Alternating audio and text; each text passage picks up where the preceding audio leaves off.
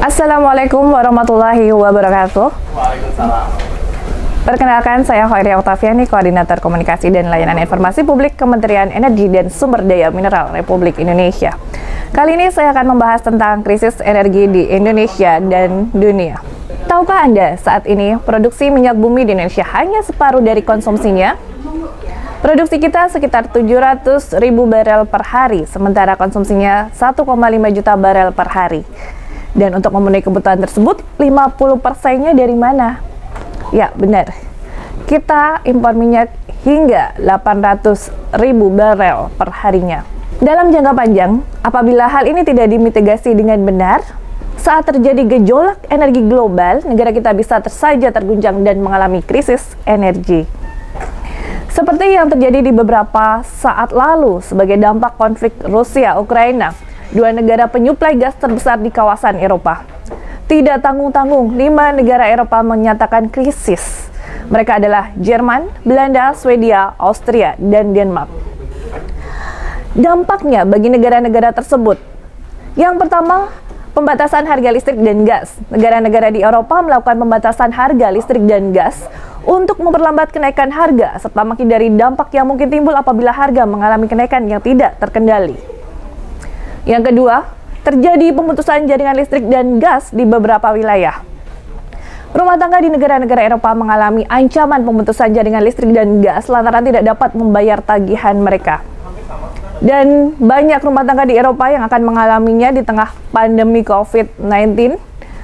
Juga Cina telah melakukan pemutusan listrik sejak September 2021. Jadi tidak hanya terjadinya konflik yang ada di Rusia dan Ukraina, tapi juga COVID-19 sudah memaksa beberapa negara darurat atau krisis energi. Yang ketiga, menggunakan kembali batu bara sebagai bahan bakar pembangkit listrik.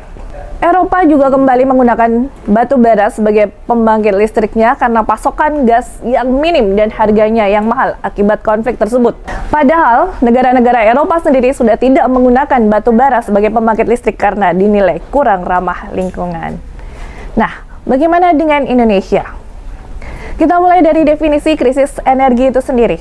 Menurut Peraturan Menteri Energi dan Sumber Daya Mineral Nomor 12 Tahun 2022 tentang Peraturan Pelaksanaan Peraturan Perpres Nomor 41 Tahun 2016 tentang tata cara penetapan dan penanggulangan krisis energi dan atau darurat energi, di situ disebutkan bahwa krisis energi adalah kondisi kekurangan energi yang terjadi secara nasional. Kemudian, darurat energi adalah kondisi terganggunya pasokan energi akibat terputusnya sarana dan prasarana energi. Penetapan dan penanggulangan krisis energi ini dilakukan terhadap jenis energi yang digunakan untuk kepentingan publik sebagai pengguna akhir secara nasional atau dikenal sebagai energi final yang dikonsumsi oleh publik. Yang pertama, BBM.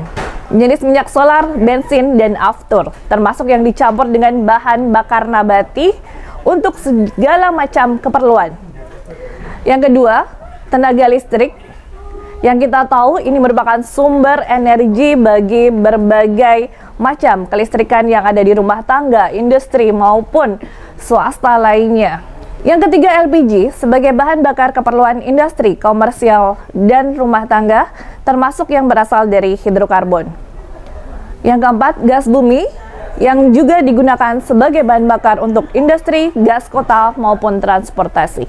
Mengingat sebagian besar energi primer tersebut masih dipasok dari sumber energi fosil, Indonesia yang kaya akan sumber energi baru terbarukan, turut berkomitmen menurunkan emisi sekaligus menjaga ketahanan energi nasionalnya yang diwujudkan melalui Paris Agreement, NDC Indonesia.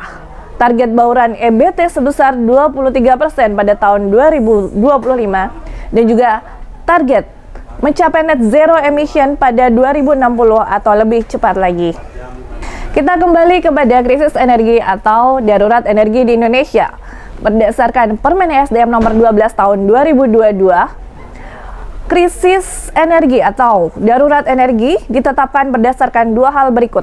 Yang pertama, kondisi teknis operasional, dan yang kedua, kondisi nasional. Krisis energi berdasarkan kondisi teknis operasional ditetapkan dengan mempertimbangkan cadangan operasional minimum BBM pada wilayah distribusi niaga BBM, cadangan operasional minimum daya mampu tenaga listrik pada sistem setempat, cadangan operasional minimum LPG pada wilayah distribusi LPG, dan kebutuhan minimum pelanggan gas bumi pada wilayah distribusi gas bumi.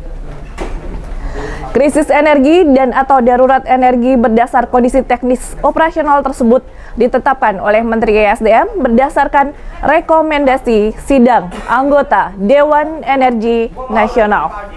Sementara krisis energi dan atau darurat energi berdasarkan kondisi nasional ditetapkan jika mengakibatkan terganggunya fungsi pemerintahan, terganggunya kehidupan sosial masyarakat, dan atau terganggunya kegiatan perekonomian. Krisis energi dan atau darurat energi berdasar kondisi nasional ini ditetapkan oleh Presiden atas usulan Menteri ESDM berdasarkan rekomendasi sidang anggota Dewan Energi Nasional. Kondisi krisis energi terjadi antara lain disebabkan parameter berikut. Yang pertama, krisis BBM. Cadangan operasional minimum BBM merupakan cadangan operasional selama 7 hari pada terminal BBM dan stasiun pengisian bahan bakar suatu wilayah distribusi niaga BBM. Dan krisis akan ditetapkan apabila pemenuhan cadangan operasional ini diperkirakan tidak terpenuhi dan tidak tertanggulangi selama lebih dari 30 hari ke depan. Yang kedua, krisis LPG. Cadangan operasional minimum LPG selama 3 hari coverage day pada terminal LPG dan SPBE atau SPPBE pada wilayah distribusi LPG. Krisis LPG ini ditetapkan apabila cadangan operasional minimum LPG diperkirakan tidak terpenuhi dan tidak tertanggulangi oleh badan usaha selama lebih dari 30 hari ke depan. Krisis listrik. Cadangan operasional minimum daya mampu tenaga listrik merupakan cadangan operasional sebesar 1 unit pembangkit terbesar yang tersambung ke sistem setempat. Jadi apabila di situ ada 1 unit pembangkit terbesar dengan kapasitas 30 MW, maka cadangan operasionalnya juga 30 MW. Krisis tenaga listrik ditetapkan apabila terjadi pemadaman dalam 3 hari berturut-turut akibat pengurangan beban yang diperkirakan akan terus berlanjut lebih dari 30 hari dan tidak terpenuhinya cadangan operasional minimum tidak tertanggulangi oleh badan usaha selama 1 tahun ke depan. Sementara yang terakhir adalah krisis gas bumi. Kebutuhan minimum pelanggan gas bumi ini merupakan kebutuhan pelanggan sebesar 70% dari kebutuhan normal. Krisis gas bumi ditetapkan apabila pemenuhan kebutuhan minimum tersebut tidak terpenuhi dan tidak tertanggulangi oleh badan usaha selama lebih dari 6 bulan ke depan.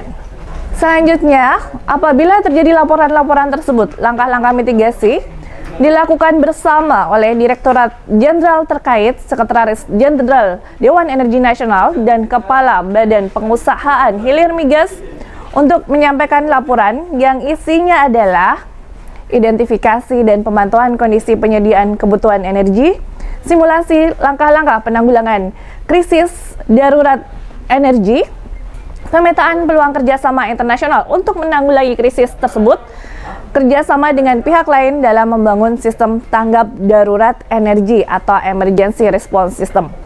Selain itu, usulan kondisi krisis dan darurat energi ini juga dapat diusulkan oleh gubernur atau pimpinan badan usaha dengan langkah-langkah penetapan yang sama, harus melalui 4 tahapan tadi.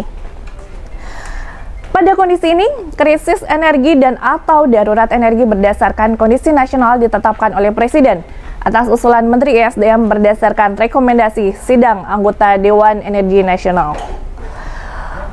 Sementara itu, krisis energi dan atau darurat energi berdasarkan teknis operasional, kita ingat kembali yang tadi, ditetapkan oleh Menteri ESDM berdasarkan sidang anggota Dewan Energi Nasional. Dan untuk menanggulanginya, setelah itu diusulkan dan ditetapkan menjadi sebuah krisis atau darurat energi nasional, yang akan dilakukan adalah sebagai berikut. Menteri akan melaksanakan tindakan penanggulangan krisis energi dan atau darurat energi, dan dalam pelaksanaannya sebagaimana dimaksud tadi, Menteri ESDM juga berkoordinasi dengan menteri atau lembaga pemerintahan non-kementerian terkait, gubernur dan bupati atau wali kota setempat, pimpinan lembaga penegak hukum, pimpinan badan usaha, dan pihak lain yang terkait sesuai dengan peraturan perundang-undangan. Selanjutnya, Menteri melaporkan perkembangan pelaksanaan tindakan penanggulangan krisis energi dan atau darurat energi tersebut sebagaimana yang sudah kita rincikan tadi kepada Presiden. Nah, tindakan penanggulangan krisis ini harus dilakukan segera dan tidak dapat ditunda dengan memberikan kemudahan antara lain mengenai perizinan untuk penanggulangan krisis, pengadaan barang dan jasa secepat-cepatnya, serta pembebasan lahan dalam waktu yang singkat juga. Ini menjadi tugas kita semua melalui pengoptimalan kekayaan sumber energi terbarukan yang kita miliki. Kita harapkan kita juga dapat menjaga kita dari krisis dan menunjang ketahanan nasional.